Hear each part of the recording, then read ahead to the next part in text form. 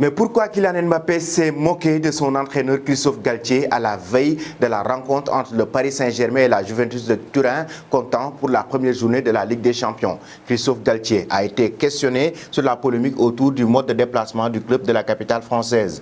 Le coach parisien a proposé que son équipe se déplace en char à voile. La polémique autour de l'utilisation de jets privés par le Paris Saint-Germain s'est invitée lors de la conférence de presse du club parisien à la veille de son entrée en lice en Ligue des Champions contre la Juventus de Turin, au lendemain du message posté sur Twitter par Alain, le directeur de TGV Intercité, qui avait interpellé le PSG sur son empreinte carbone après le trajet effectué en avion pour rejoindre Nantes lors de la 6e journée de Ligue 1. Christophe Galtier a choisi d'ironiser sur le sujet en réponse à la question de journaliste. Et en répondant aux journalistes, Christophe Galtier a fait rire son attaquant Kylian Mbappé, qui ne pouvait pas continuer à être sérieux durant cette conférence de presse. On a parlé ce matin avec la société qui organise les déplacements du club. On va voir si on ne peut pas se déplacer à char à voile, a lancé l'entraîneur du PSG sous les rires de son attaquant Kylian Mbappé, qui l'accompagnait en conférence de presse. Dimanche, Alain avait incité le PSG à utiliser le train à l'avenir